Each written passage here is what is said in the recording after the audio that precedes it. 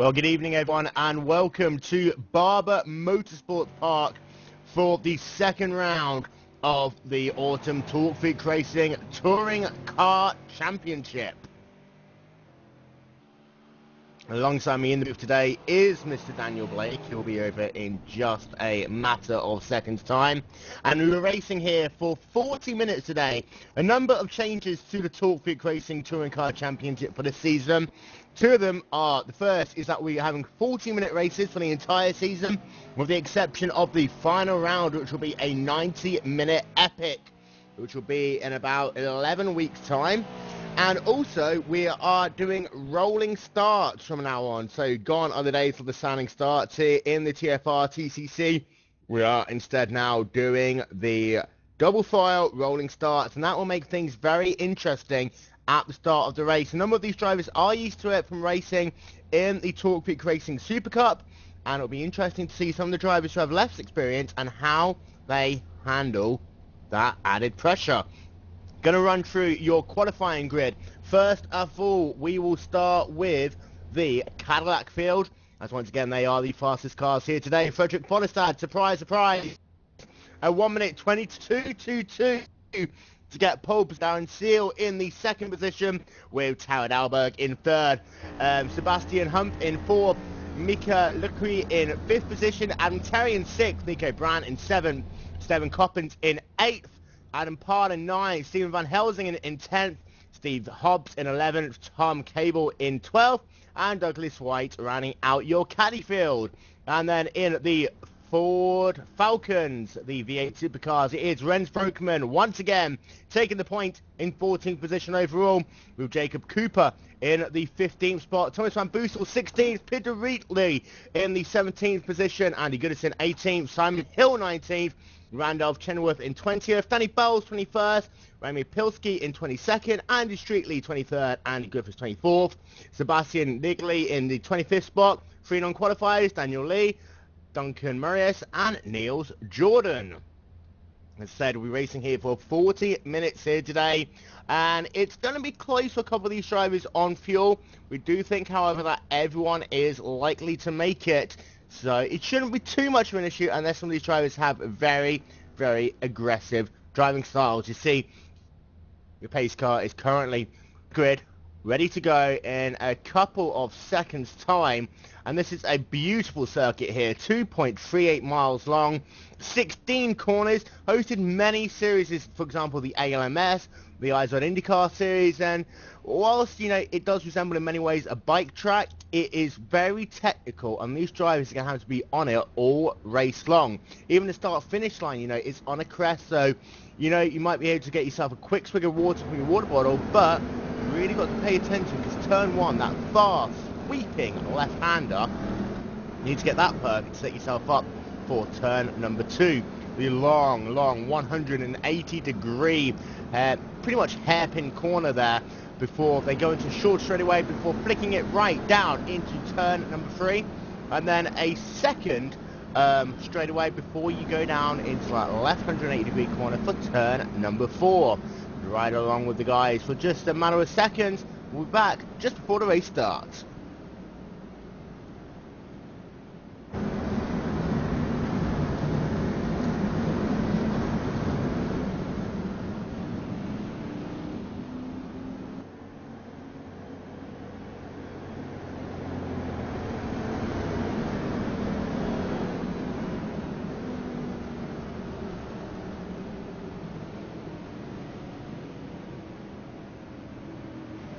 As you see there, they're going through one of the most difficult sections of the racetrack. That kind of downhill chicane, not as bad as the chicane at Laguna Seca, but still that elevation change really does unsettle the cars as they go through the apex.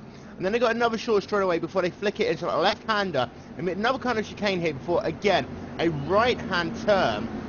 And this is a very, very difficult end part of the lap. You've really got to get some momentum here if you want to try and complete an overtaking manoeuvre on the start-finish line.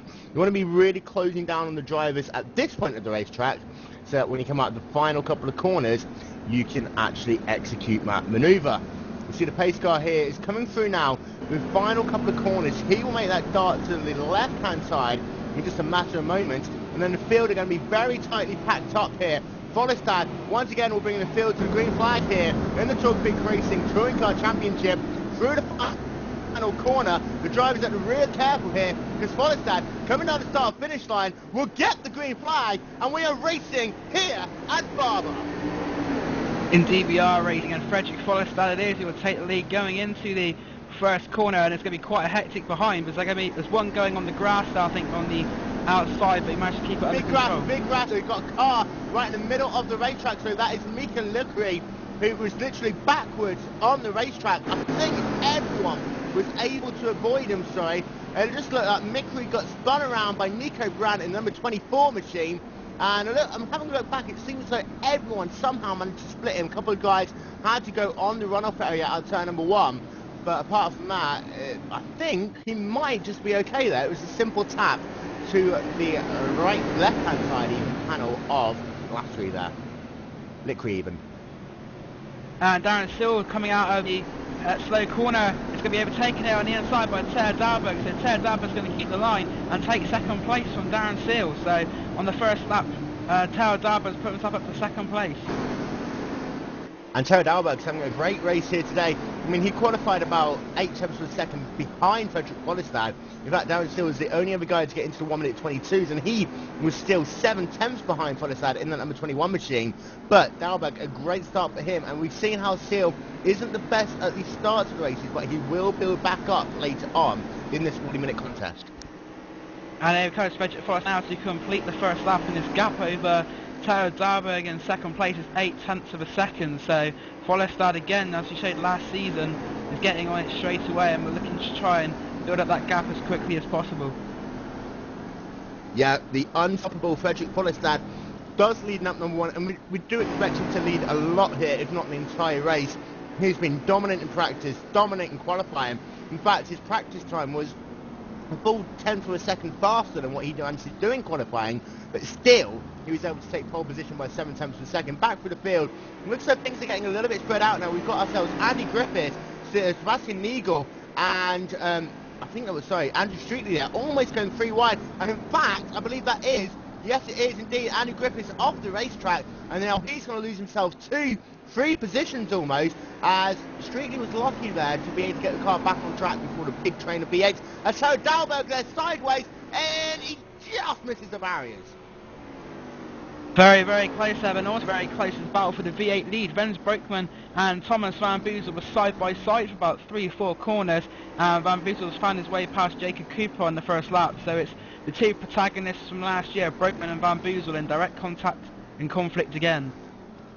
And don't forget that Thomas Van Boezel has always been a bridesmaid really here in the TFR TCC. It has been Rens Broekman dominating ever since the series started a full 14 weeks ago now.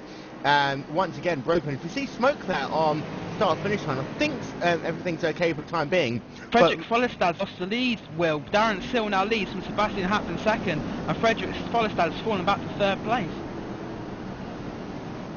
Indeed, we'll try and get a replay to see what happened there to Follestad. I'm just having a look back, and he spun it. The smoke that I was talking about on the start-finish line was in fact Frederick Follestad. He did a full 360 degree there. Coming off the final corner, he just clipped the grass a little bit too much, spun the car around, able to get it pointing in the right direction, but he is now a full, pretty much 5 seconds behind now, those 2 drivers of Darren Sill and Sebastian Hunt. I'm impressed with Sebastian Hunt. He wasn't racing last year in the TFR Touring Car Championship, but he's proven right away from the second race of the season that he can race at the front, and he's going to be battling Darren Sill for the lead. So very promising signs for this new driver to the TFR Touring Car Championship. The laps are very quick here, and you will see them getting rattled off really, really quickly. And Follestad's last lap before that spin was a 1 minute 28.884. To give you an indication of how much time he lost there. His fastest lap was a 1 minute 22.2. And there's been thrown back in the Cadillacs. It's Tom Cabral, who's one of them that's gone off, and I think the second one was Adam Powell. No, it's not Adam Powell, but there was definitely 2 Cadillacs have gone off. One of those is Tom Cabral, and there is another car that joined him as well. And Cabral was in the 12th position on qualifying times. It looks like he moved his way up into the 8th position, and I've got a feeling that that was Ter Dalberg involved. Ter Dalberg is currently trying to bring that car down towards pit lane in the number 13 machine. And in fact, Dalberg's had a horrible lap, and it was in fact Dalberg who got onto the grass and just collected Cabral. They both went spinning around onto the grass in the final sector of the lap. So Dalberg coming down pit road to try and get some repairs to his race car, and the day's just gone from bad to worse for Dalberg after actually leading here on the second lap. Indeed, and it's the second race in the last 3 TFR races that he's had a accident or error, because at the last race of the first season at Road Atlanta there was an issue with Dalberg spinning out second place. So the last few races tell Dalberg may not be as fully concentrated as he has been in the past, but we know he's a quick driver when he gets it all right. Yeah, Dalberg, when he does get that car hooked up, it is pretty much one of the fastest guys in the caddy field. He's just had some horrible luck the past couple of weeks. To run through your top 5 very quickly, it is Darren Seal from Sebastian Hunt from Frederick Pollestad, Adam Terry in 4th, Adam Parn in 5th in the caddy field. And then it is, once again, Rens Broken from Thomas Van Boosel, from Jacob Cooper, Andy Goodson, Peter Ridley in your V8 field. And we've got ourselves a very interesting battle, which involves Broken, Boosel, and Cooper. These are the top 3 drivers in the V8 field. But then Steve Hobbs is trying to get his way around some of this traffic after being right down the field at the start of the race. Be interesting to see how he gets across these V8s, because obviously over the lap it seems to Cadillac is the quicker car, but these are the 3 top V8 drivers, so Steve Hobbs certainly hasn't got an easy task in front of him, getting in front of Cooper, Van Boosel and Brakeman. At the moment he's stuck behind them. And in fact, in qualifying, Hobbs is only 1.2 seconds faster than Rens Brokeman and Jacob Cooper. So when you consider the fact that, you know, Brokeman is always a little bit faster again when it comes into the race, he is really going to have difficulties and could allow Brokeman to pull away if he can split those 2 V8 drivers as he tries to get up through this field. Speaking of, again, as his V8s came past, there was another off-track moment for Tom Cabral. He went across the grass as the V8s are coming towards him, so it's another bad moment for Tom Cabral. And I'm having a look back, it does look as though he had himself some issues, possibly some damage with that incident with Dalberg about 2 laps ago. Hobbs is right on the rear now of Jacob Cooper in the number 27 machine. The top 3 V8 drivers, interestingly enough, are separated by less than 3 seconds on the racetrack. So Brokeman isn't running away with this at this point in time. Someone who may be running away with things at the moment is Darren Seal in the lead of the Cadillacs. He's pulled out a 1.7 second gap over Sebastian Hampf, but Sebastian Hampf's going to be occupied with Frederick Follestad, the recovering champion from last year, trying to get back into the top spot following his error early in the race. And one of the things we haven't seen here, Dan, is that we haven't really seen Follestad having to charge his way through the field. We've seen him, you know, take wins really easily when starting from the point, but we haven't seen him working in traffic, and it will be interesting to see how his car is set up in relation to, you know, how that car really is. He seems faster than the 2 in front. He launches it over the curb there, so he's definitely given it his all. He actually launched it. It was quite a sight there to see him go over the curb, but he's at the moment he's kind of catch up on Sebastian Hampf, and I think he'll be challenging him in the next lap or 2. And further back in the field, there's a good fight here between Danny Bowes and Randolph Chenoweth for what is 6th or I think it's 7th place in the V8 class, and Chenoweth currently has the position, but Bowes is behind him, and just in front of them they have Simon Hill. Yeah, so we are approaching 15 minutes in to the Talk Freak Racing Touring Car Championship. In fact, we've just gone about 10 minutes into the race, and I have to say, Jacob Cooper is out, by the look of it, of the race. I'm trying to figure out what happened to him there, and he just looks as though he is back. Still running. Yeah, he is back. He just had a couple of transmission issues, but he is back now in the race, and in fact, he is Rens Brakeman's in the pit where quite extraordinary. We've got Rens Brakeman in the pit. I don't know what's happened, but he's coming down pit road now, so that's Rens Brakeman, who's won the last 13 races in the V8s in the pit lane. Yeah, and we did talk of fuel mileage here, and having a look to see whether anything has happened to Brokeman, but that car looked fine in every angle, hasn't hit the wall really anywhere, but yeah, perhaps it is fuel mileage here. Brokeman might have an issue with his fuel mileage and having to, you know, get back out onto the racetrack now to do a pit stop. We'll keep an eye on all the other V8 drivers, see whether they indeed do also come down pit road. that'll make the race very interesting, a bit of strategy. And there has been a crash as well. Danny Bowes, oh, it's Danny Bowes, and there's another car also involved in that. It's Chenoweth, so the two that were fighting not long ago has all come to blows, and I think that's both of their races definitely very seriously compromised.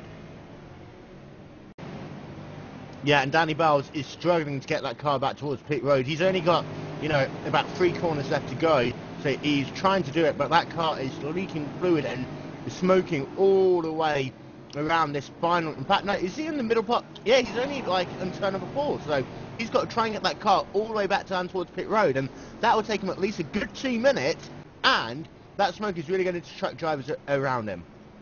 The number 50, I think, was maybe the aggressor there, is apologising and saying that his car had no grip, and also the 50 has disappeared from the track, so I think that's his afternoon or evening's work done, unfortunately, but that sort of broke up one of the better battles in the V8 field.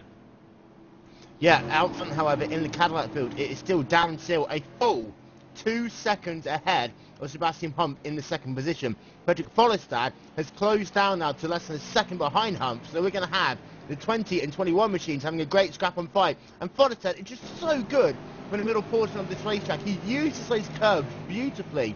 Barber is very similar to Imola in that respect, that he can really attack these curves. And as you see into the chicanes, he gains a bucket load of time there over Sebastian Hump. And also, further back, 5th place has changed hands. Stefan Coppens has found his way past Adam Powell, so Stefan Coppens up to 5th place. Yeah, so it's all turning around at the moment, and Powell is on the attack right now, though. He's trying to get around Stefan Coppens yet again, and you see as they go into the final corner, Stefan Coppens taking a bit of a wide entry into there, but what he's doing is he's defending the line so that Powell won't try and dive down the inside into the final corner. Frederick Follestad, like sharks of blood in water, he's hounding Sebastian Hump now, hoping that he might be able to force him into a mistake, but Follestad's going to try. He puts his nose down the inside but thinks better of it, and there's been some gravel kicked up in front, but it's not from Darren Seal, I don't think, but Follestad is on the attack now against Hump. He sees that second place, and Frederick Follestad wants that very badly. Yeah, Follestad knows that if he's got any chance of winning this race, he has to get past Sebastian Hump in the next 2 laps or so, otherwise Darren Seal is going to drive into the sunset, and Follestad, no matter how hard he tries, will have a very tough job of getting past Seal later on in this race, even if he catches them up. Seal right now is starting to navigate some lap traffic. He needs to use this to his advantage. He's just passed Andy Griffiths, put him 1 lap down. He's going to be sat in 18th position overall. Yeah, it looks like Hump might, he's just until that last corner there, he was starting to pull away a bit from Follestad, but Follestad, the wily fox of the TFR Touring Car Championship, has caught right back up to him again now. So as they come up to the lapped car there of Andy Griffiths, it could be quite interesting to see how they negotiate that. And they're going to go right inside, and Follestad's on the grass, he's going to hit the barrier. No, he isn't. Fantastic stuff there, but Hump seems to judge that better, and as a result, he's pulled out a bit of a gap now for Follestad. Yeah, but Follestad will come right back at him. Follestad, the ultimate opportunist there, coming out the final corner. We will try and get ourselves a replay of that. Follestad was just trying to figure, he knew that car was on the racing line, and he knew that he was going to have to try and go around him. But Follestad tried to make it 3-wide, worried about the fact that the V8 was just going to come across him, took to the grass, lost himself about a second, but already he's closed right back up into the rear of the number 20 machine of Sebastian Hump. You know, you said that on Powell Racing, he's actually got past Stefan Coppens again now, so I don't know what happened between Coppens and Powell. Maybe we should go back and have a look at that as well, because Powell's pulled away 3 seconds on Coppens, so be interesting to see what's happened there. So Adam Powell is now back into 5th place. The number 81 machine of Stefan Coppens there, move him back down to the 6th position, and in fact he just ran wide coming out of the chicane. I think he cut the chicane too much, had to give the place back to Adam Powell because he got himself a slowdown penalty. Race control was telling him that he needed to drop the time that he gained in the chicane, and also just probably dropped a bit too much there. But we'll keep an eye on Follestad at the time being. He was a second behind Sebastian Hump at the start of this lap. He's goes right back up to the rear of him now. They've got lap traffic ahead once again as they come down the start-finish line. We are now past 15 minutes into this race. Don't forget, these races are now 40 minutes long, so Follestad, to be fair to him, has got a little bit more time now to try and get around this traffic, and you see there, Follestad's going to have to go around the outside. Nearly contact there between Hump and Andrew Streetley, the back marker, but all this is helping Darren Seal. He's pulled out a gap to 3 seconds now, so while Humph and Forrestad are struggling with the traffic, Darren Seal is able to put the laps in, and he's pulling out even further between these two. Yeah, and Forrestad there got held up a little bit. Saw how Humph was just able to sneak around the outside, going down into turn number 2. Forrestad had to wait until the exit, and that cost him about 7/10 of a second, and Humph once again has pace. The gap between Darren Seal and Sebastian Humph at the start of this lap was 3 seconds. I can guarantee you now that is up to at least 3.5, edging closer to 4 seconds. Adam Terry slowed inching his way past, and he's caught Streetley in a good position now on the straight, and that the gap between Adam Terry and Frederick Forrestad has come down greatly. It was nearly 4 seconds, but it's now nowhere near that. It's probably about 3 seconds now, I reckon. And Forrestad once again closing in this middle part and towards the end of the lap here at Barber Motorsports. But he's so good on this. We'll have to get on board with him perhaps next lap just to see how good he is running over these curves. Inch perfect as he comes out in the final corner once again. It is still Darren Seal as your race leader, but Sebastian Humph comes past the line. I said it, guys, and he is now up to 3.7 seconds ahead of Sebastian Humph. And Forrestad is a further 1.5 seconds back and really now needs to charge. Otherwise, not only is he going to have Darren Seal driving off into the sunset, it's going to allow Andy Terry to close up in the battle for second, third and fourth. In the near future they're going to have more traffic because they got the cars of Jacob Cooper and Roman Pixley, who they'll be catching up in the next couple of laps as well. So more traffic for the leaders to negotiate, and be interesting to see how they negotiate them, because Forrestad, as we said before, he hasn't really had a chance to pass, and when he came across that V8 on the start-finish straight, he didn't look very assured, but maybe the first time I've seen since I've been commentating on this, Forrestad looked a bit rattled there at that moment, so it'll be interesting to see how they go through these next lot of back markers when it comes along. And to give you an update on the V8 field, Thomas Van Boosel is your race leader. However, Rens Broekman has up. So these drivers have been making pit stops here. Has managed to get himself back out onto the racetrack and is just about to got himself past Peter Ridley. Yes, he has. He's into third in class. A good move there by Rens Broekman. So now he's going to be trying to get to the next car, which is Andy Goodison. 4 seconds, so it looks like it may be a pit stop race for the V8 supercars, and when it all goes back into, when they all have gone through that phase, it'd be interesting to see where it is, but I think Broekman's putting a very strong claim in for himself here. Yeah, and it was a beautiful manoeuvre on the outside and turn number 1. You can use the outside line here because even if you go side by side into 1, it means you have the inside line down into turn number 2, which is more important because you need to keep the traction on that long 180-degree corner. So Broekman trying to work his way back through the field. He is currently behind the race leader, which is Thomas Van Boosel, but we do expect Boosel to have to come down pit road at some point soon. Andy Goodison, he is sat in the second position, and I'll tell you what, Goodison again is really quick on those curbs. So we'll keep an eye on Goodison there in that number 16 Infinity Esports car. Back to the caddies momentarily, however, and Adam Terry is keeping that gap now between himself and Frederick Forrestad. He's still 4 seconds behind, but not being able to close too much these previous couple of laps. In fact, Forrestad, last time by, managed to eke out a second over him as he's again charging down Sebastian Humph. There's a good piece of awareness from Roman Pixie in the V8. He got well out of the way to let Humph and Forrestad through, not wanting to be involved in a battle. He was so cautious when Darren Seal came over to lap them that he actually let Jacob Cooper pass, who he was fighting with. So position game there for Jacob Cooper as the caddies came to overtake the two V8s. Forrestad has to be a little bit more aggressive. You'll see they've got lap traffic ahead of them. They're likely going to catch that on the exit of turn number 2.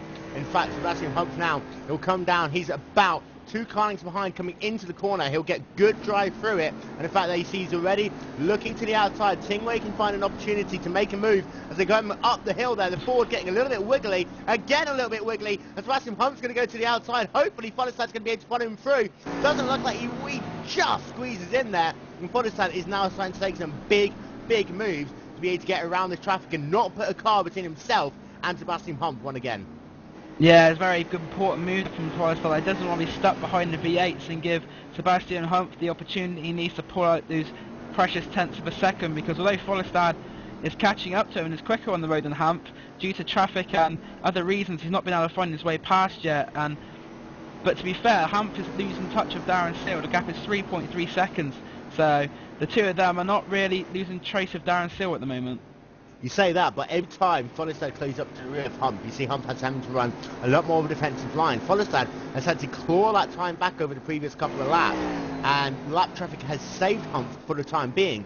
Now, when Follestad gets right up to the rear of Hump once again, you will see that gap between Seal and the number 20 machine of Hump build back up again as they're coming through traffic on the start-finish line one more time. You see Hump there putting a lap on Simon Hill in the number 46 machine. Follestad will be able to get down the inside down into turn number 1 as well, and is now back to less than half a second behind Sebastian Hump. They've got the lap traffic ahead of him, and that is Sebastian Nigel in the number 14 machine.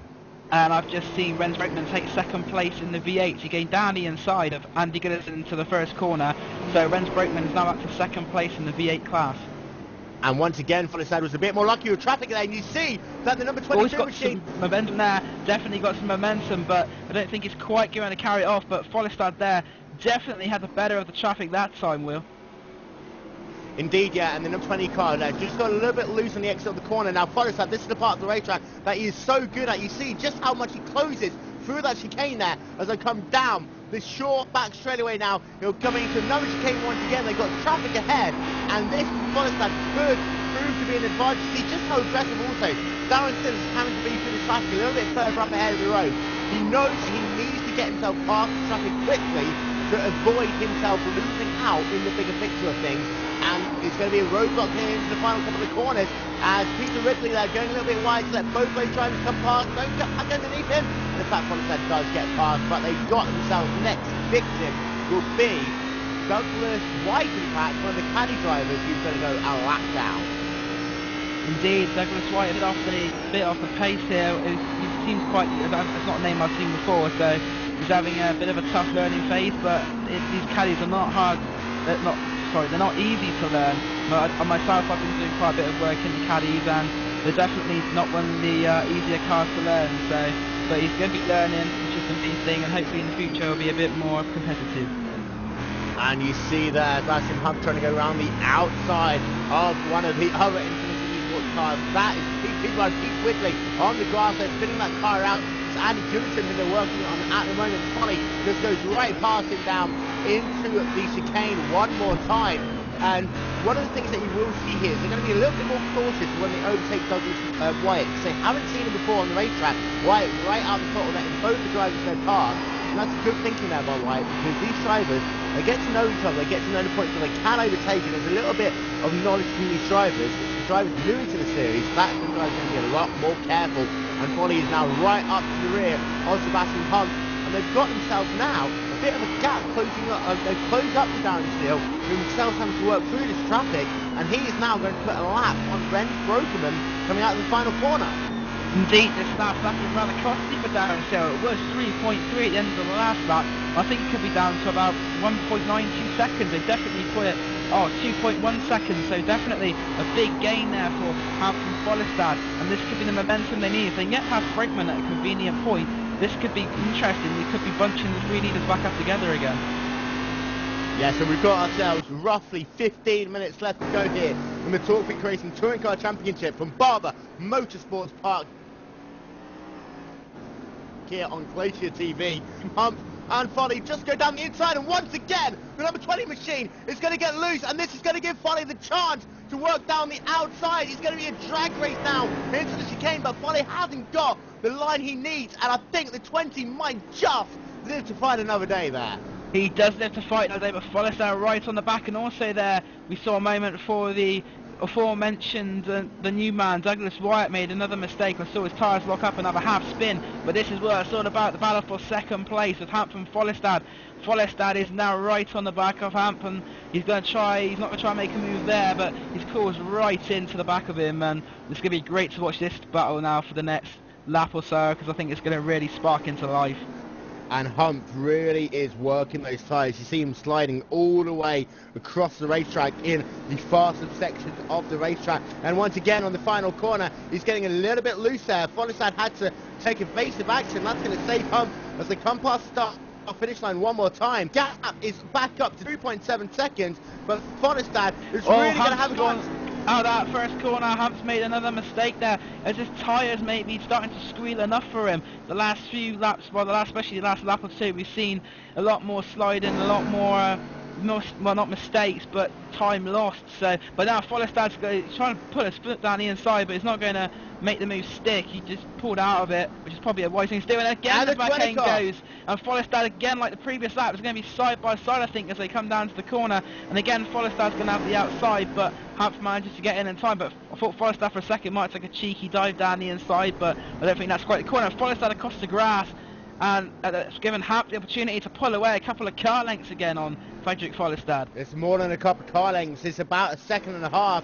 Follestad just took a little bit too much off the curb there, and what that meant is that Follestad had to slow down, give up about a second and a half there on Sebastian Hump. So once again, Follestad really, for the first time in the Torpedo Racing Touring Car Championship, having to fight his way through the field, has been stuck behind Hump, and I think frustration is starting to set into that mindset of the number 21 machine as he comes through the penultimate corner one more time. Darren Seal is still your race leader with now about 12 minutes left to go. The gap at the line between himself and Sebastian Hump is now 3.6 seconds. Your top caddy field: Darren Seal from Sebastian Hump, Follestad in third, Adam Tarian in fourth, and Adam Harrow running at your top five. And then in the V8 class, Brokeman back into the lead in the number 84 machine with Jacob Cooper in second, Thomas van Boosel in third, Simon Hill in fourth, and Raymond Pitsky rounding out your top five. And to give you an update on that field, all these drivers did have to make a pit stop, and Thomas van Boosel in fact did make his pit stop about 2 laps ago, which handed the race lead back to Rens Brokeman. So again, it looks like Rens Brokeman is on the way to another victory. This will be his 14th victory in a row in the V8s. It's a magnificent record he's piling up, and we just got to wonder who is going to be able to stop this man. I think there's one of the V8 supercar drivers, Shane Van Gisbergen, is quite handy in our race, and maybe they should give him a guest run just to give Rens a bit of a challenge. Indeed, no one's been able to stop him for the time being, and with these additional difficulties with pitting in these V8 cars, and getting onto pit road at this track is so difficult, Brokeman has been able to eke out even more of an advantage. You see, it's now up to about 7 seconds on the racetrack. Follestad, by the way, is really hunting down that 20 car. Once again, he's closed the gap back up to half a second as they come past the start-finish line with about 11 minutes left to go. Follestad really now is fighting for second position only, because the gap between Darren Seal and Sebastian Hunt up to 5.1 seconds, and this means that Follestad now has to find a way to get past that 20 machine just to keep himself in the silver medal position, because Darren Seal is charged away out front. And that 20 car, you see it's all kinds of swirly. You'll see it again as they come down into turn number 4. He's taking a wide entry, and Follestad down to the inside. He will complete the pass this time. And finally, after about 15 laps of trying, Frederick Follestad is back up into the second position. Hump made that rather easy for him, in my opinion, but then he's going to try and fight back here down the inside, and Hump looks like he's going to be very close here between the two of them, and it's Hump who's still got the inside, but Follestad has the momentum round the outside. He keeps the grip and momentum, and now he's going to try and power away from Hump, and I think this time Frederick Follestad may have got the move done, because as he flies over that curve again, he starts to pull away even further, and that was a good move from Follestad to keep the grip and momentum levels round the outside, which probably would not be the line which you most expect him to do it on. Well, you can tell that Follestad is running a little bit more wing in that car. It's a little bit slower in a straight line than that of Sebastian Humph. Sebastian Humph is looking down to the inside there of Follestad into the penultimate corner, but Darren Seal has got himself a 5.1 second gap. In fact, that's probably going to go up now to about 6 seconds, and that means that Follestad's going to have to gain about 1.2 seconds a lap just to be able to catch Darren Seal in the remainder of this race. So unless Seal makes a mistake, he's going to have this one wrapped up in the bag for that number 37 car. And we saw Darren Seal was always the bridesmaid last season, apart from a couple of races. This time, however, Darren Seal really is putting a grip on his chances for championship glory as they go 3 wide into turn number 4.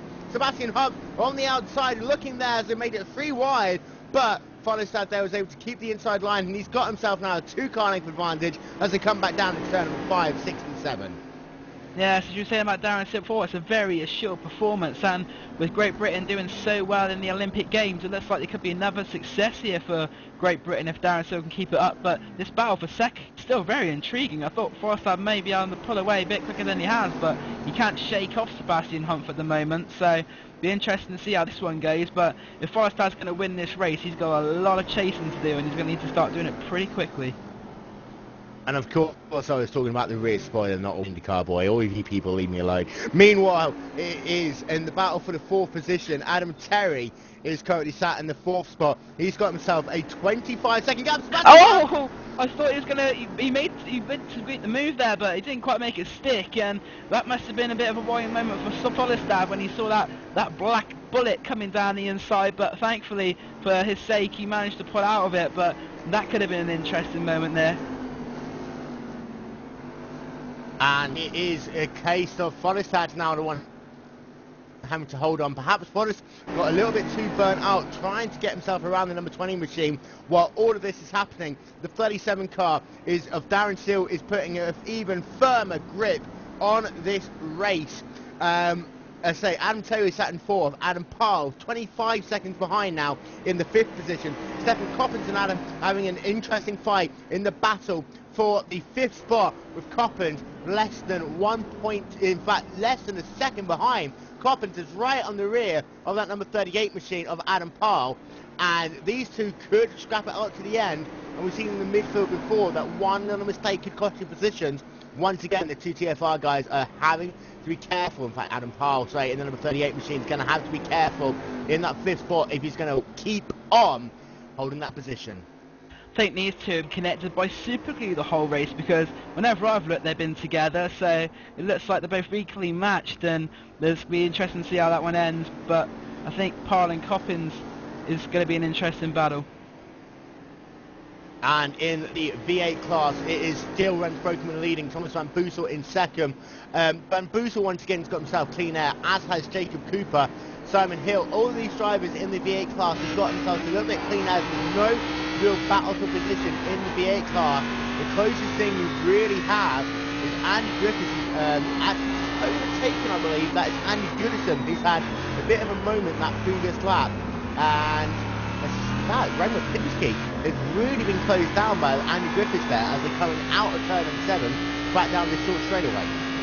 Also, I think give a big shout out to Simon Hill. He's in the highest position I've seen him for a while, in 4th in the V8. He's done some tough races recently, but it seems like it's all going pretty smoothly today for Simon Hill in the number 46, currently 4th in the V8 class. Yeah, we've got ourselves about now 5.5 minutes left to go here at Barber Motorsports Park, and we'll be with you live in 2 weeks' time on GlacierTV for the Talk Big Racing Touring Car Championship. Very quickly to run through your race retirements. Nico Brand is out of the race, is Mika Lukri, Tao Dalberg is out, Danny Fowles is out, Randolph Tinworth is out, as, Tom Cable is still in the race, but he is 9 laps down, and he's going to have to fight just to get himself some points in this race here today. Indeed, Darren Silver may putting a lap on one of the V8s, and it's been a very, very assured drive from him so far. It's not over yet, but Forrestad and Hamp are still quite close to 2nd place, but it's been an intriguing race really, with the problems with Forrestad, and it means he'll have to fight through the field, and I think he's going to be denied victory, however, though, on this time. Yeah, and Darren Till has done a sterling job in this race today. He has been really pushing hard in this race, and he's got that gap up around 5 seconds once again. And he's just got to keep that momentum now. He's got traffic ahead of him. He's got himself a couple of V8 drivers about 3-4 seconds up the road. They've just got to be careful now on this later stage of the race, but it doesn't make any too big manoeuvres, because these V8s are going to try and race for position. In fact, you can down till just see ahead of him that there's Andy Goodison and Ramo Pinsky having a sterling battle on the racetrack. This is good. I think Frederick Forrestad have been looking at that and thinking there may be a chance for him to catch even closer if he can get past the C8. He's gone past one of them very, very well, and I think the gap between Darren Seal and Forrestad is pretty stable at the moment, as Darren Seal is going. There's another one he's overtaken now, that's Andy Griffiths, to be lapped for a 2nd time. But it'd be interesting to see how Follestad and Hamps can get through this traffic. This traffic has actually been, and Hamps could try and make that move down the inside again, but once again he pulls out of it. He just can't quite carry it through. But traffic's been quite a key part in this race for Frederick Follestad, so be interested to see how that goes in the last few parts of the race. Yeah, we've still got ourselves 7 of the Cadillac drivers on the lead lap. As you see there, Seal now splitting that battle between Pinsky and Goodison. So this is going to make life even harder for that 56 machine to try and get back up to the race. See Darren Seal there, lost himself about half a second as he had to wait to find a way past Andy Goodison. He's going to have to now run on the outside line. It's going to be a drag race down to the chicane. You see Goodison just getting out the front a little bit. Pinsky should just drop him behind. In fact, he didn't make a big move there. He saw the fact that Goodison was just trying to get out of the way and was being a bit sportsmanlike. Good driving there by the number 56 machine. I think Frederick Follestad, I think he's fishing, he's casted his line, and he can see Darren Silk being reeled closer and closer thanks to the traffic, and if Follestad can catch these in the right space, I think that we'll find the gap down to about 3.5 to maybe 3 seconds at the end of this lap, making the last couple laps rather interesting. But Frederick Follestad, even Frederick Follestad cannot gain 1.7 seconds a lap when you consider the fact that he had to spend so many laps stuck behind Sebastian Humph in that number 20 machine, had to spend so much of his tyres to try and find a way past that number 20 machine. And if you look, Follestad is less still than a second ahead of Sebastian Humph in that number 20 car, so he's still got to be careful and look at his rear view mirror, especially while he's navigating lap traffic. And that number 20 car, Sebastian Humph, really has done a sterling job there. He's starting in 3rd position, not letting Follestad get away, been keeping him honest all race long. And if Follestad just makes the tiniest manoeuvres, he will be back down into that 3rd position. Indeed, I've been very impressed with Hamp. It's his first season in TFR Touring Car Championship, and he seems to have fitted very well. He's racing with the very top man in Frederick Follestad, and showing that there's other drivers that Follestad pulls away from and seems to have the edge on, but Sebastian Hamp is one of those who can race at close quarters with him, and I think during the course of the season we may see victories for Sebastian Hamp. So we are approaching now the end of this, the 2nd race in the Talk Freak Racing Touring Car Championship. Darren Seal is still your race leader. That gap is indeed down to about 3.7 seconds now. We've just got ourselves less than 3.5 minutes left on the clock. So that will translate into about 2.5 more laps of racing. Darren Seal at the moment is coming down into the final couple of corners. So it looks as though it's going to be close one more time as it's been before. And it looks as though it could be 2, it could be 3 laps here. It's going to be very, very close on the timing. Darren Seal down the front straightaway once again, coming down into turn number 1. Dan, it's going to be very close. And what that means, if drivers have to do one more lap, they might run out of fuel, especially in that caddy field. And Follestad's taken 7 tenths out of Darren Seal that time on that last lap. In Seal's lap, the 6th place car, well, the 7th place car of Steve Hobbs, so he's gone down a lap to Darren Seal, but Follestad is definitely closing. He's now 3 seconds behind. Could this just be another great ending to a TFR race? It won't be the first time. There was a great battle at the end of the season finale between Wens Broekman and Thomas Van Boezel, but now is it the caddy's turn to give us some definite entertainment and fireworks? I think in Seal's case, I've just had a look, he was lapping about a second off to what he was doing previously. And you see he's a little bit more cautious getting onto the power. I think that he wants to try and make this end in a lap and a half time. I'm not sure whether he has enough fuel to go to the end. And I think if we do get that 3rd lap, it's going to be mighty close on some of these drivers. And don't forget, this is a track where, you know, you really can't just coast to the line unless you're out of the final corner. For some of these drivers now, coming into this section here, they are going to find it very tough to get it around the final couple of corners, down past the start-finish line. And Darren Seal, we will get word on whether the white flag is going to be in hand this time by the number 37 machine. Darren Seal, your race leader, has been dominant here today after picking up the race lead about 4 or 5 laps into this race. Frederick Follestad, the gap is now down to 2.6 seconds, and we haven't got the white flag, so that means we've got ourselves 1.5 laps of racing left to go. This could be very interesting if it comes down to a race on fuel conservation. And if that's the case, Adam Terry is currently in 4th place, maybe rubbing his hands with glee if the ones in front of him have fuel problems, and he's been maybe holding back a tiny bit with fuel consumption. I imagine though that during testing they would have done maybe some long race runs, so they'll know what sort of fuel they can expect. But it'll be interesting to see if they've been able to stick to those targets, or if the battles of competition and the heat of competition has forced them to go overdrive in what knew they had to stick to. And on a short lap like this, one of the key things you can run 40 minutes all you want, but when you know, other cars come into play, it's always a completely different story. Just having a look at Darren Sill, it does look as though he's not being as aggressive onto the power.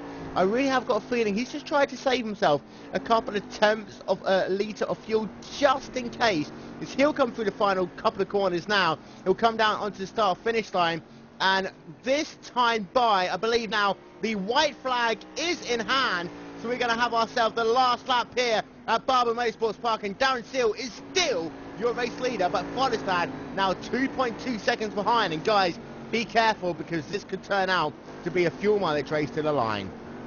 It could definitely be, but Follestad over the last 2 laps was really cool. It's up to Sill. At one point he was 5-6 seconds behind, and the gap's now down to 2.2. But as you say, Will, that could be irrelevant if one of these men runs out of fuel, and it means then that it will just be all those things that happened before. And Darren Sill definitely seems to be slowing down. Follestad seems to be visibly catching him, so maybe Darren Sill is the one who's going to have the problem with the fuel. And we've got a word from pit road that Follestad normally likes to run this race a bit light on fuel, using as little fuel as absolutely possible. And we've done our calculations, and it is the case that it is right areas of what you could put in between one click and the next. Follestad can now see Darren Sill, but he's got less than half a lap to go. Darren Sill looks as though he's slow, but he's not slow enough. He's got himself now 3 corners left to go. He can coast a little bit down here, and he'll now come up into the final couple of corners for the final time. Darren Sill into the penultimate corner. Follestad is now less than 2 seconds behind. They'll come past the start-finish line, and one more time, Darren Sill is going to win. He's slowing down, but it's not going to be quick enough, and it's going to be a victory for Darren Sill with Frederick Follestad second. Now I wonder, if they're coming down that straight, if Darren Sill did actually run out of fuel and the car was slowing down, because he definitely, in his position, I wouldn't be slowing down, but maybe that was just the last bit of fuel there for Sill. But it's a fantastic and assured victory there for Darren Sill. After the problems with Dahlberg and Follestad, Sill took the race. He took it by the horns, and he hasn't disappointed. It's a win for Darren Sill, and on this Olympic week, it's a win for Great Britain. And one more time, just to give you combat, Darren Sill did run out of fuel on the start-finish line. You saw him coasting on the last couple of laps a little bit, trying to use as little fuel as possible wherever he could. Follestad at the line was less than 1.2 seconds behind. We are now waiting one more time for Rens Brokeman, who is going to try and make it 14 out of 14. Just a couple more corners left for him to go. We'll get word with all of these drivers on our post-race interview, so stay with us here on Glacier TV. Rens Brokeman, one more time, comes out in the final corner. He has been the dominant force here of the Torpedo Racing Touring Car Championship, and he's going to continue his unbeaten streak. 14 out of 14 for Brokeman. Way to go for the 84 car. And one more time, Thomas Van Boesel is going to have to play the role of the bridesmaid. Rens Brokeman just seems unstoppable, and that's a bit loose there for Jacob Cooper coming out the final corner, but he's going to claim the final podium spot in his second race in the championship. And it looks like everyone's finished now. Andy Goodison was 2 laps down, so he's 4th in class, with 5th Rami Pixie, 6th Peter Ridley, 7th Sebastian Nagel, 8th is Simon Hill, 9th Simon Streety, and rounding out the top 10 in the V8 is Andy Griffiths. But this has been a fantastic race, Will, and it's been a great pleasure to commentate on with you. It was down to the wire, and that extra lap made the difference. And I'm sure that if I was Darren Sill and I had the gap, I would have slowed it down. But Sebastian Hope and Frederick Follestad did a sterling job in 2nd and 3rd places respectively, being able to charge and still maintain a former gap to Darren Sill. Now, had Follestad been able to get around Sebastian Hump, you know, earlier he had some great moves down into the into turn number 4. As you see the results coming up on your screen, we'll give you final confirmation in just a matter of moments. If Follestad was able to make that move down into turn number 4, you know, 1-2 laps earlier, he could have been your race winner here today, but as I always say, that is racing. We'll run through then finally your classifications for this race. Darren Seal in the number 37 machine takes home race victory with a time of 41 minutes and 9 seconds. Frederick Follestad 1.1 seconds behind at the line. Sebastian Humpton third. Adam Terry, good driving by him in fourth. Seven Coppins manages to take fifth position from Adam Parr in the dying stages of this race. Steve Hobbs in seventh. Douglas Wyatt in eighth. And then it is Tom Cable in ninth. Your retirees, Sarah Dalberg, Michael Larkery, Nico Brandt and Stephen Van Helsingen. And then in the V8 class, it is once again Rens Brokeman taking victory from Thomas Van Boosel, Jacob Cooper, Andy Goodison, Raymond Pilsky, Peter Ridley, Sebastian Negley, Simon Hill, Andrew Streetley and Andy Griffiths are your top 10. And your retirees, Randolph Shenworth, Danny Bowles, and you had three non-starters of Daniel Lee, Duncan Murray and Niels Jordan. And we will try and get yourself a couple of, in just a couple of moments time, everyone's still looking at that crazy finish in the caddy class. Dan, if it wasn't for the fact that, you know, Folly had to see behind that number 20 car for so long, he really could have won that race here today. Also, there was a couple of errors from Follestad, which are very, very rare from him. There was the one on the grass going around the slower V8, and then there was also one earlier in the race when he was leading, very uncharacteristic, and they've definitely cost him the win today. And don't forget our the Talkfreak Racing Touring Car Championship next week will be coming to you from Watkins Glen International. We are broadcasting every other race this season, so technically we will be back at Okayama in 2 weeks' time. We'll give you confirmation on whether we are going to make a surprise appearance at Watkins Glen next week, but we'll be at Okayama for sure in 2 weeks' time. That is on the 21st of August. And then also we're going to be broadcasting at Brands Hatch on the Grand Prix circuit, Mosport, Spa-Francorchamps, and then the 90-minute epic of Daytona to complete the season. And Dan, we haven't had a 90-minute race here in the TFR TCC, and looking at today and looking at the fuel, it is going to be mighty, mighty close in that race to complete the season. I think it's going to be a great race for Daytona. Not only is it going to be the Cadillacs, but there's going to be a level playing field, because as we saw last year, Rens Brokeman won the race overall. So the Caddies and V8 will be in direct competition, and I think that's going to be an absolute great great way to end the season. And I, for one, am really looking forward to that one. Right, we do have, unfortunately, a couple of difficulties in getting in touch with the drivers today. What we'll try and do is catch up with them after the race, and we'll bring you that in an extended recorded broadcast, which will be on talkfreakracing.com, if indeed we do have the chance to catch up with them. Don't forget, we'll be back here definitely in 2 weeks' time, the 21st of August, for the 40 minutes of Okayama, making the trip across the Pacific Ocean to Japan. And don't forget also the final round of the iRacing Skip Barber Racing School Premier Series will come to you tomorrow night, and that is from Alton Park to complete the season. Christian Aranha pretty much has guaranteed himself victory in that season. The drivers like Jan Nisolowski are really battling for second, third and fourth positions in that series. It'll be great to watch, and it will be here live on Glacier TV. Meanwhile, from everyone here, from Yana Matakane, from Dan Blake and myself, it is time to say goodbye until we meet again.